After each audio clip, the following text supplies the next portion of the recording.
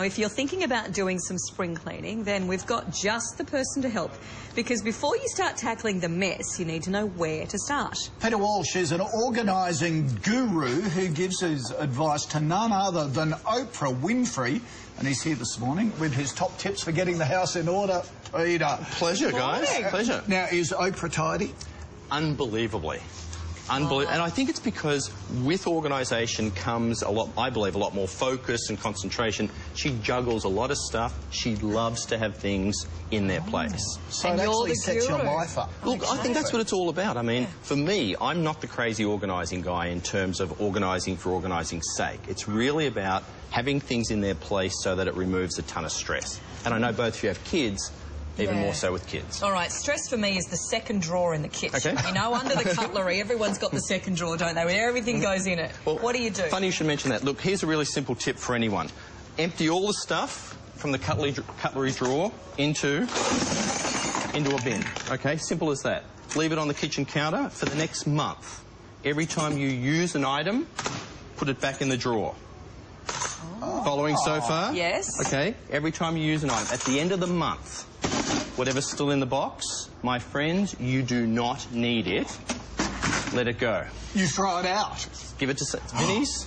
Give it to the Salvos. It's a simple... What if it's one of those rare little juicery things that you might use once? Okay, I'm going to do it. No. Okay. Good try. Here we are. We'll get you some therapy. Okay. Yeah, go on. Because I'm married to somebody who never throws anything away. Okay. How do you... I'm surrounded by them. You know...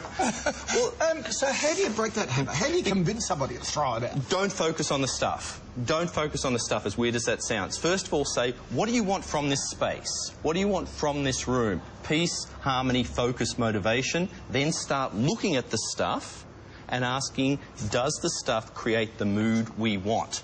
Because once you start arguing about the stuff, the juicer or the spatula or whatever, if you focus on the stuff, it ends up arguing. The moment it's an argument, there's a winner and a loser, you'll never get anywhere. Or divorce. Well, we haven't got there yet. Okay, well, I'm just... Or just knock it out when she's not looking and she might not realise. Exactly. Okay, living room, piles of magazines and papers and books. Anything that you have a ton of the same of, whether it's clothes, DVDs, CDs or books, and you can't get rid of them, try something as simple as what I call the ratio rule. Okay, for every 4 items that you keep,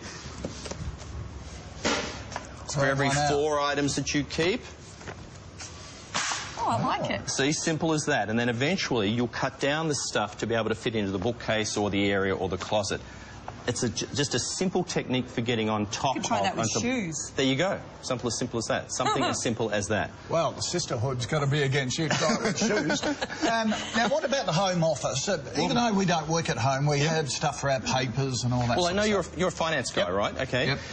You need to keep on track of your finance stuff, particularly tax stuff or home management stuff. And one of the big things this week, it's National Organising Week here in Australia. The folks at Dymo have brought me here, and so a lot of the stuff I'm doing is about using labelling well. So something as simple as set up a mail centre or a place in your house where your paperwork lives. Simply label the stuff that you're using so that you can quickly and easily find... You both look completely astounded by this. Oh, no, I love the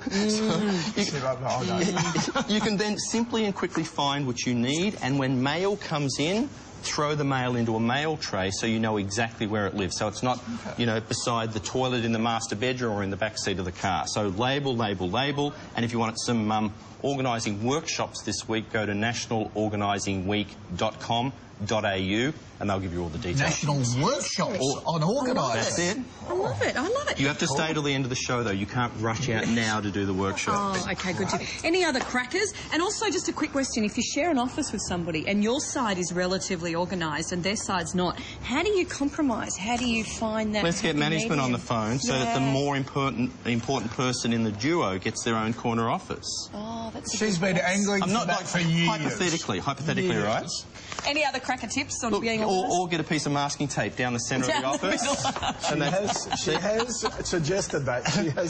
Well, one of the big things people ask me about is clothing. So a really easy way to take care of your clothing, to sort it out, you wear 20% of your clothes 80% of the time. Today, when you go home, take all the clothes out of the closet, turn the coat hangers back to front, and for the next 6 months, when you wear an article of clothing, hang it back up the correct way, At the end of 6 months, whatever is still hanging back to front, it goes the same way as the cutlery drawer.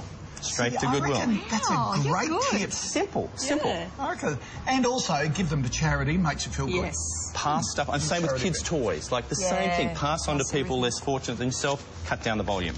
It's not magic. You just need to get into it. Mate, that was fantastic. You're a genius, Peter. My pleasure. I must admit, I did think this would be a little on the boring side, this segment. I didn't, I okay? got so much out of it. It's terrific. Welcome to my world. You do science and sport every morning. This is interesting. And it's a real pleasure to come from the United States to be on the show as well. Thank you so much. And you've got a right accent too.